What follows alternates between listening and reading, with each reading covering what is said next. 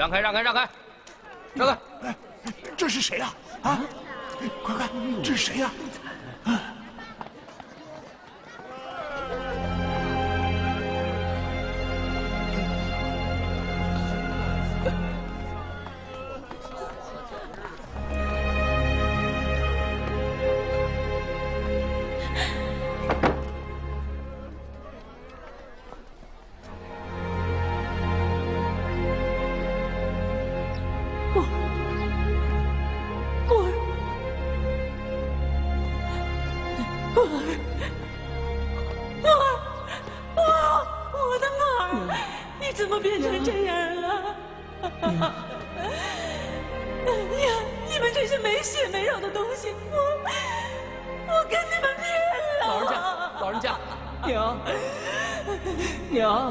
他们只是奉命行事，不关他们的事呀。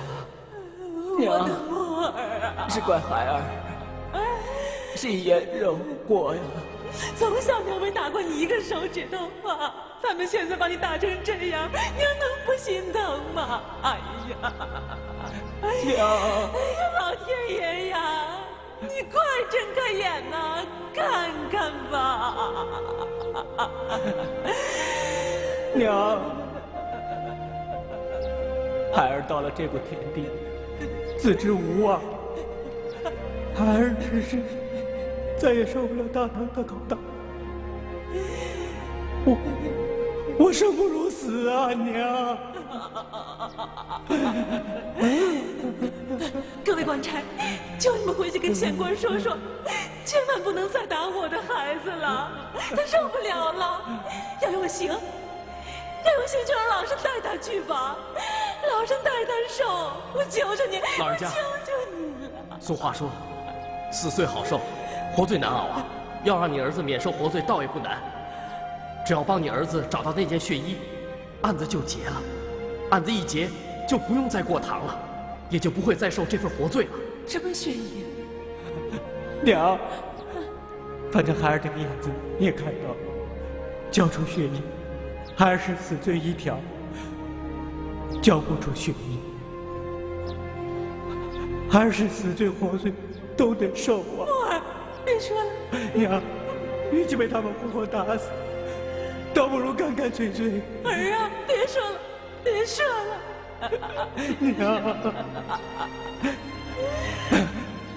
娘要是还心疼我这个不孝子，就帮帮我，帮帮我，啊！娘，我受不了了，娘。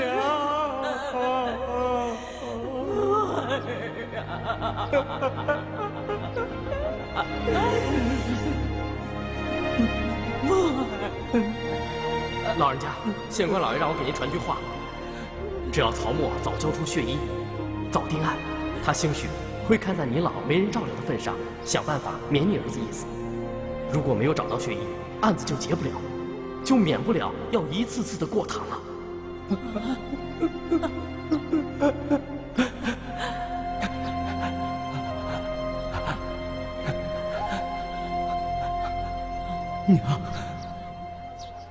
娘，不说了，娘明白了。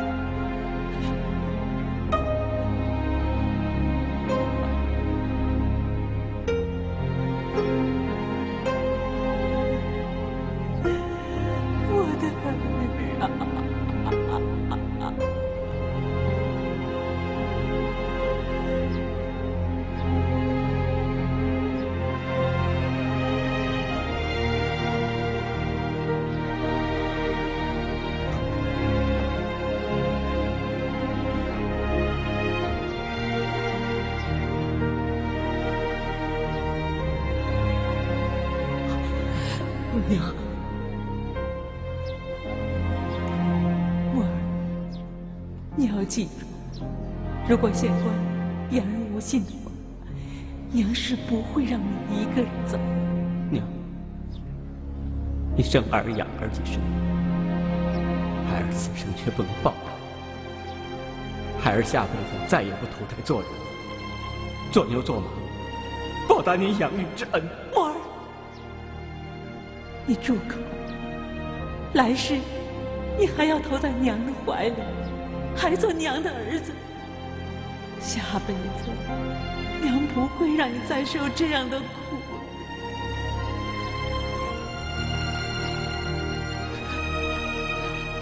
官差大人，请你们回去的路上，把我儿抬得平稳一些，让他少受些苦痛。官差大人，老身拜托了。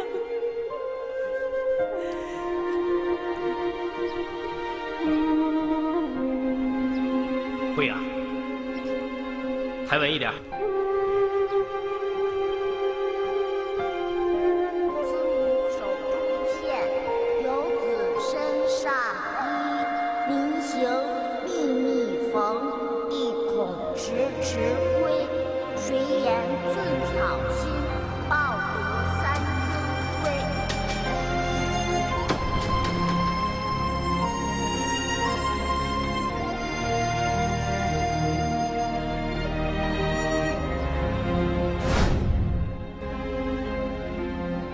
宋青天，替我儿伸冤呐！普天之下，哪儿有一位母亲要把自己的儿子推上断头台的？这位母亲就做了这样一件事情，其情其理，发人深省。发人深省啊，我的县太爷。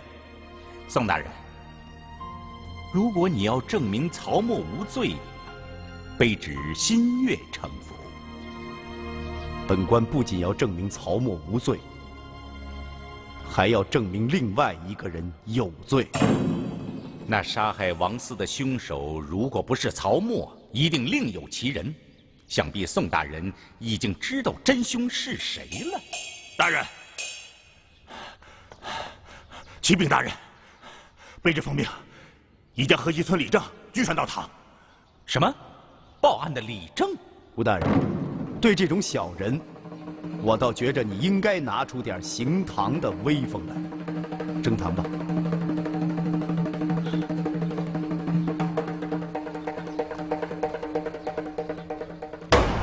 升堂，带李正。你给我跪着！堂下跪的可是河西村李正。草民正是河西村李正，姓甚名谁？谭小。作何解呢？谭是言字边的谭，小便是大小的小。村里人叫谭字叫白了，所以就成了谭小。这个被村里人念白的贪小，对你好像是更为贴切。小的倒是有一点贪图小便宜的小毛病。小毛病啊！你这个小毛病，险些送了一条大人命。大人，不知者无罪呀，但我不知我又惹了什么麻烦。你从王嗣身上得了多少银两？没有啊，大人，我是好心将他打捞出水面，绝没有取他什么银两啊！胡说！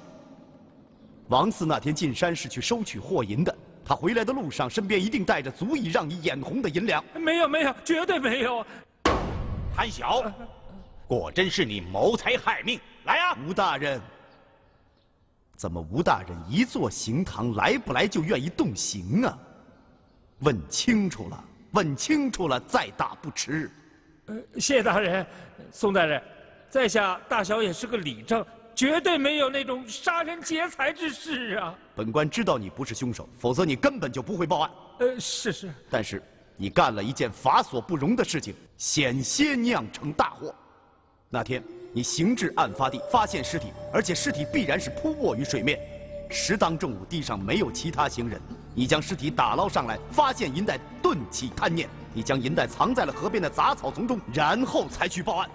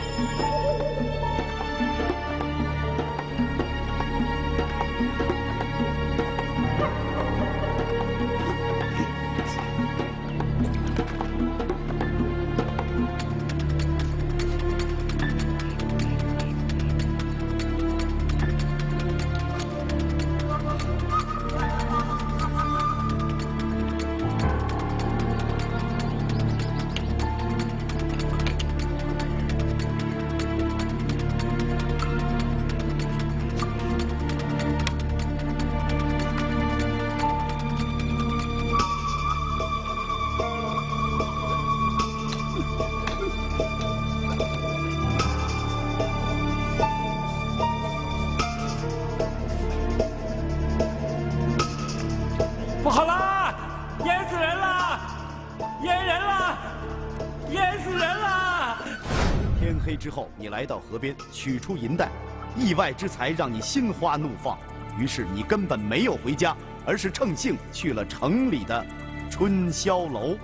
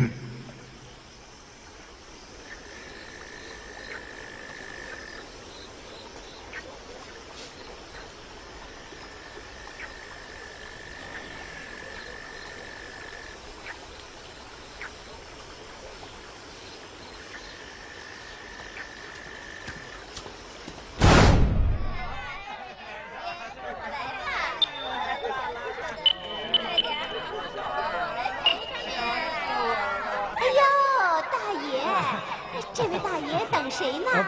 来，进来聊会儿。我路过。哎呦，没事儿，来聊会儿，来。不行，没关系的，大爷。我是正人君子，我是正人君子。没事的，大爷。再一回生二回熟，来。不行，走啊，来，进来呀，大爷。来呀。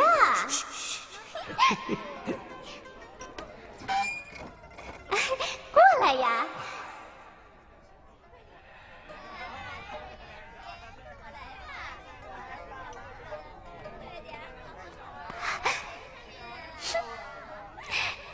大爷，过来呀！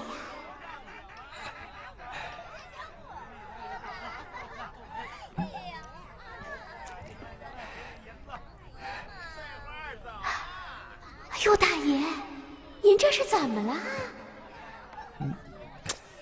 急什么？脱！姑娘，我伺候过那么多人，没见过像你这么心急的。大爷高兴。大爷，那今儿你要是高兴了，我有什么好处啊？哎呦，大爷，看不出来呀！哎呦，嚯，你不像是个做生意的，身上带这么多银子啊！哟，脱呀！哎呀，脱！哎呀，来了！哎呀，你还等什么呀？快脱！还有一件，脱呀！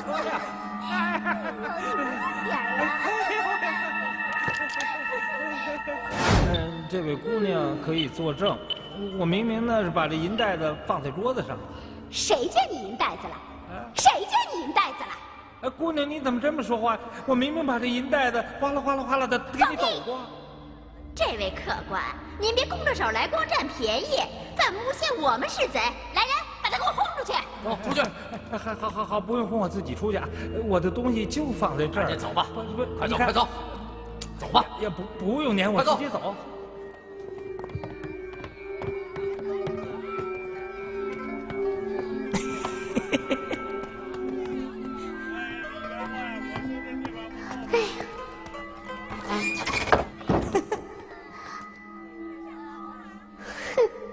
原来是你呀！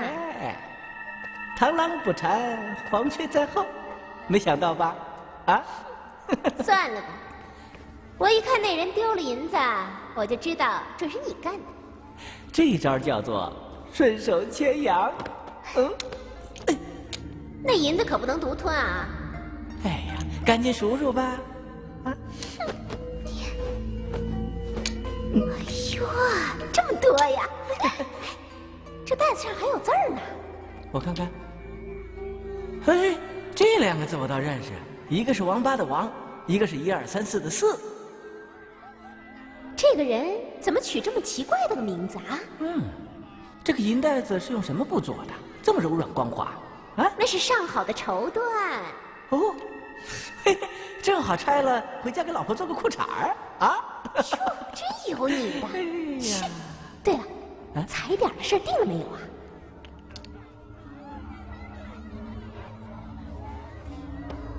大哥让我来告诉你，明天早上还是老办法，请你帮忙。又是老办法，别让人给看出来了。嘿，那县官最怕出事了，出事他得捂着，他能识破大哥的妙计啊？啊？哎，对了，那银子怎么分呢？你说怎么分，到时候咱们就怎么分，啊？真是，听起来像天方夜谭一样，可这恰恰都是真的。莫非大人亲眼所见不成？是也不是，从实招来。既然大人都一清二楚了，小的也无话可说了。但是我绝对没有杀人，大人。可正是因为你盗走了死者身边的银两，才使本官误入歧途。我一直认为此案是谋财害命，险些贻误断案时机，酿成大祸。你掐指算算，离53刻还有几个时辰？小的知罪。身为一村理政，自然知道此罪该如何处罚。按律，该打20大板。40大板。对，40大板。40大板。既然已经认罪，该挨的打是免不了的。拖下去，打。大人，小的身体虚弱，经不起40大板呐。对你这种人，本官不会心慈手软，能不能挨得起40法棍，就看你自己的命了。不妥，到，拖下去，打。是。大人饶命啊！大人，哎呀，大人饶命啊！哎呦！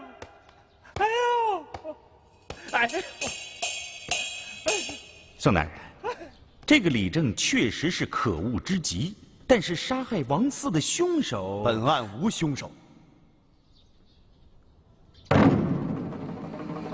一开始，本官知道王四进山是去收取货银的，那么他回来的时候，身边一定带有大笔的银两。可是死者身边分文皆无，那么本官就断定，这是一桩谋财害命案。本官亲自到现场勘查。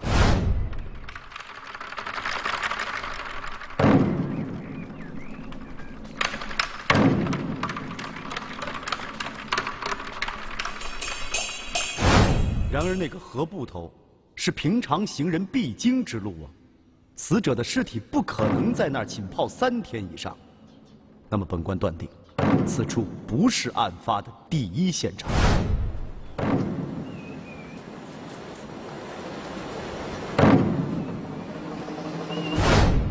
直至此时，本官才想到，王嗣还有另外一种死的可能。那日王嗣进山，尚是天晴水浅，可是他回来以后，一场暴雨过后，山洪爆发，河水陡然湍急了起来。也是这个王嗣啊，心中惦念着盼夫回家的玉娘，冒险趟水过河。等他行至河中间的时候，水越来越大。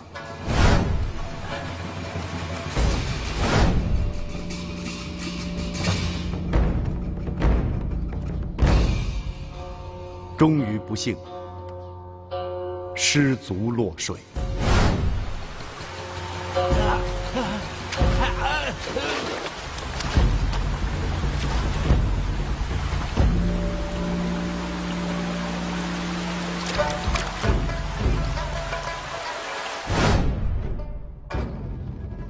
玉娘，玉娘，宋大人，如果王嗣是溺水而死，他身上的多处刀伤，您又作何解释呢？那不是刀伤，吴大人，是被石刀树枝划破所致。如果你当初按照检验尸情的章程仔细检查，本来是可以弄清楚的。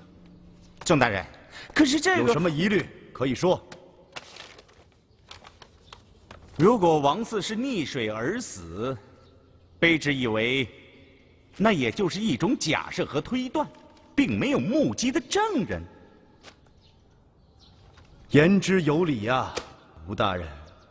遇事莫重于大辟，大辟莫重于出情，出情莫重于检验。如果没有确凿的证据，那么宋某的推断就只能是假设。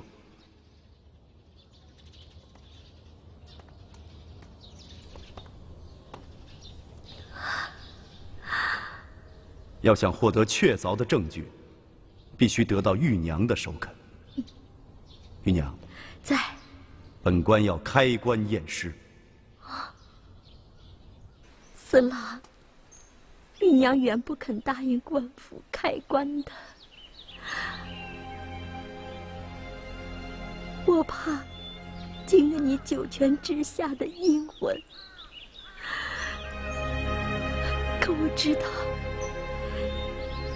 要是不开棺的话，就会连累无辜受冤。四郎，你就原谅为妻了吧。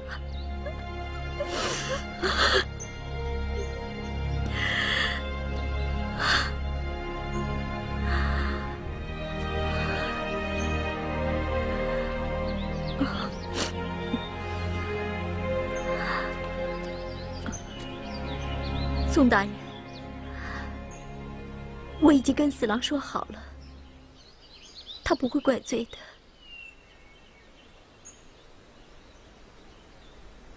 开棺。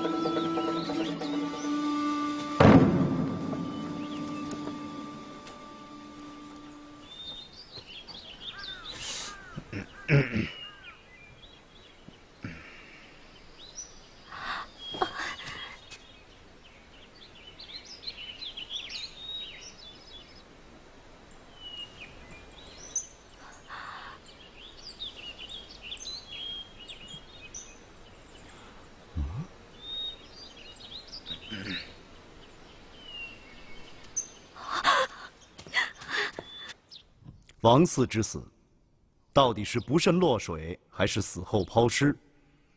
取其骷髅一验，立见分晓。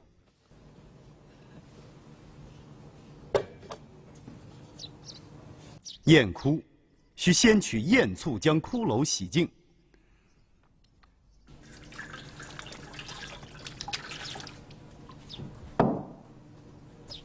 然后擦拭表面，看看骷髅表面确实没有其他裂隙。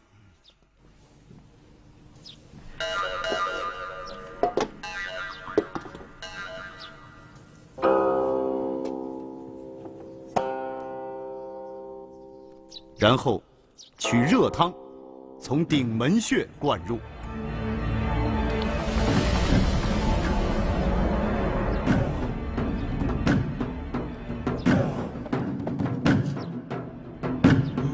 吴大人，活人溺水，以鼻息取气，加之水中挣扎，必有水中的泥沙吸入脑中。要是死后抛尸，其气息已闭，便不会有泥沙进入。王嗣到底是不慎落水，还是死后抛尸，马上就有结果。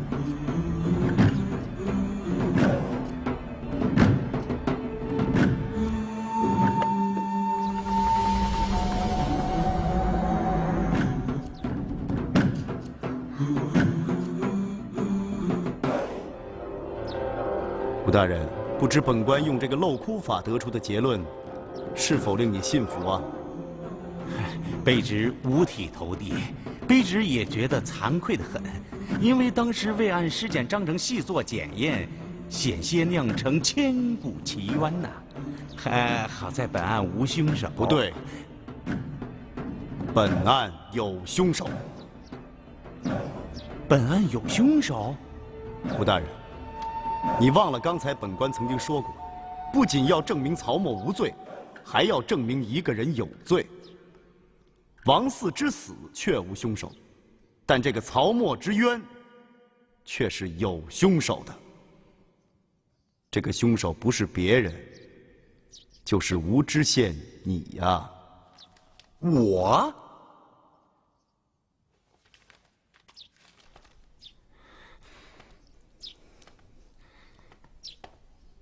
宋大人，卑职无非是办案无力，大意失察。但你指我为凶手，这岂不冤枉死人了吗？当初你是否将曹沫与玉娘同囚一室？不。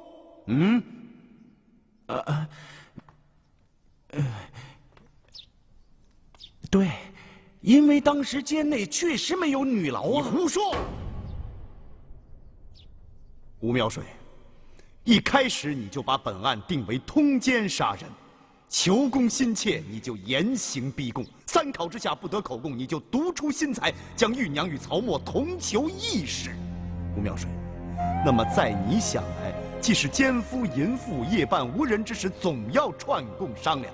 但是，你没有想到的是，这对所谓的奸夫淫妇说出的真情，与你想的恰恰相反。玉娘，在。你在牢中听到的脚步声，必是出自此宫。吴苗水，站在一旁。如此简单的一个溺水案，搞成这么复杂。曹沫，大人，本官不得不说你2句。王嗣之死与你无关，但是你饱读圣贤文章，什么话不好说，非要说那2句没用的屁话，差点害了自己性命。回去好好侍奉母亲，不要再信口开河。是。王婆，在。一把年纪的人了，明知人家是戏言，还以讹传讹，自己张嘴也是活该。是。唐书吏，叶大人，就是你一番说书般精彩绝伦的推断，堪堪让玉娘蒙受不白之冤呢。我判你个蓄意伤人不为过吧？回去好好做事。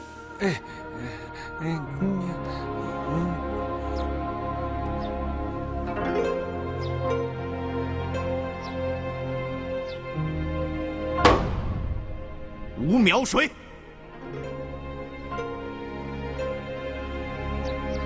你明知曹沫有冤，如果当时知错就改，尚为时不晚。但你担心呢？你担心曹沫走出牢房以后，他那条断臂就成了你业绩上抹不去的污点。更何况，你放了这个不是凶手的凶手，又到哪儿去找一个真凶呢？算了吧，草草结案吧。况且你已经偷听到了曹沫有打算承担罪名这个事实。既然如此，何乐而不为呢？你断案得到朝廷的褒奖，无辜的人却要付出性命。吴苗水，你说，你不是凶手，谁是凶手？宋大人，卑职有罪，知法犯法，法不可恕。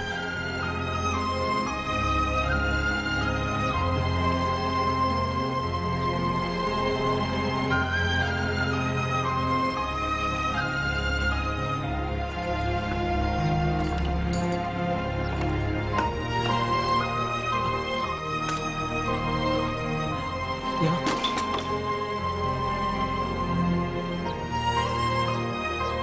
大人，大人，大人，走吧。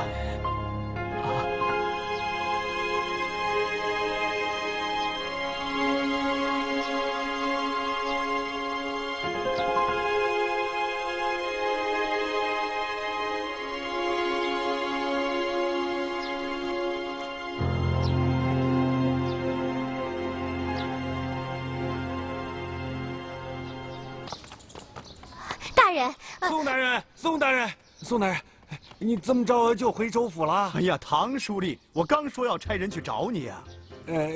宋大人这么说，你真的要提携小丽了？宋大人，从今往后，小丽生生死死追随大人，鞍前马后，万苦不辞。哎呦，使不得，使不得，唐书吏，使不得，使不得。唐书吏啊，本官见过的书吏确实不少，但是能像您这样的这么称职、这么能干的，确实是凤毛麟角，是吧？对，是啊是啊。说句心里话，我都想不择手段把你从这个太平县挖走。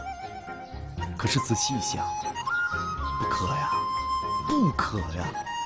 如果我那么做，那不是让太平县老百姓骂我不是东西吗？再说，这太平县可以没有吴苗水，但绝不能没有你唐书吏。更何况，太平书吏非君莫属啊！是啊，唐书吏，告辞。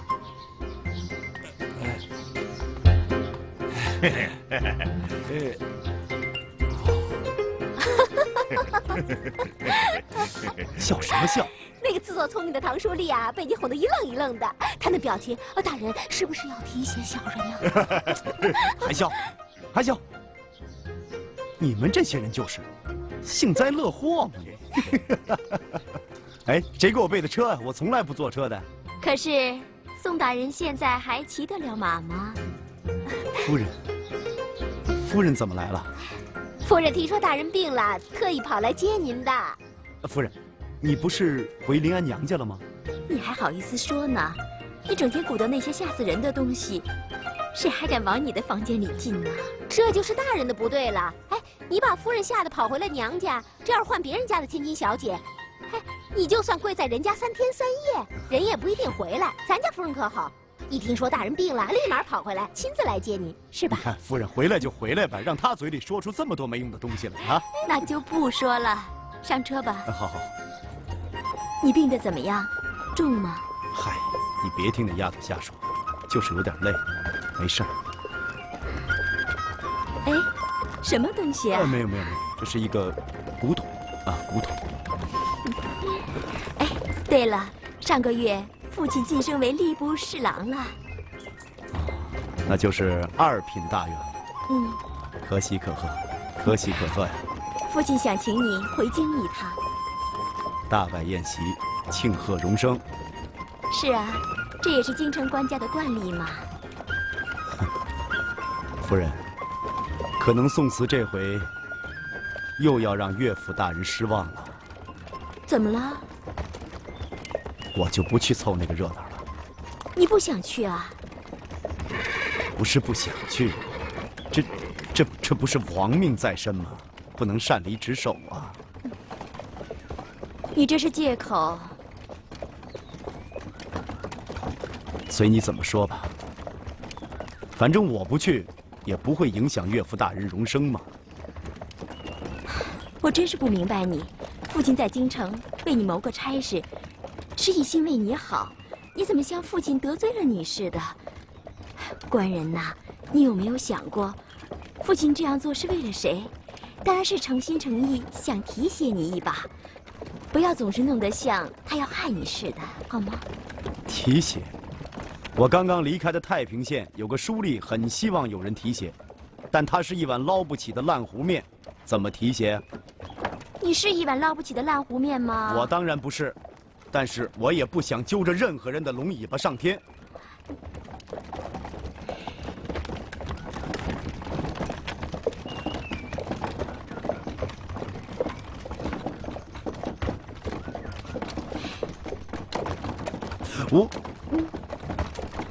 你想说什么呀？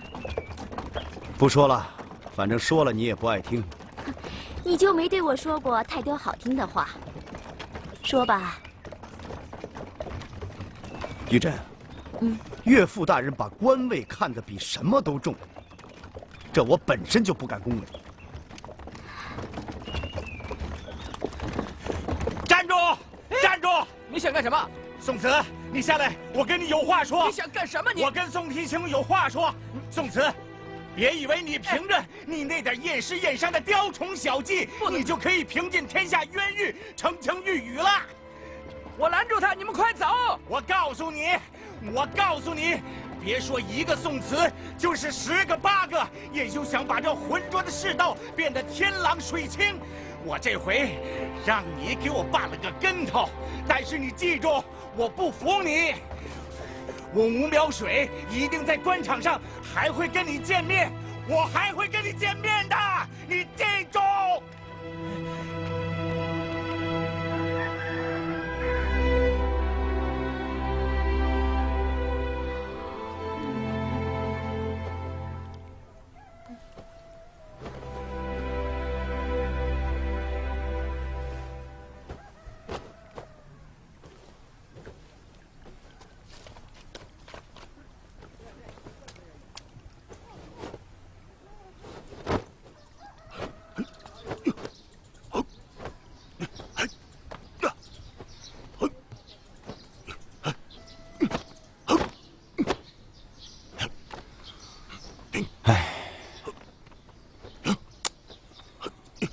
捕头王要走了，心里还真是有点舍不得。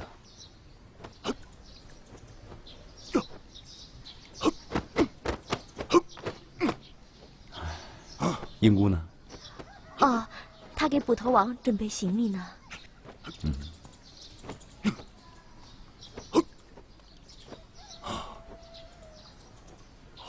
玉珍，你给他准备点干粮，带在路上吃吧。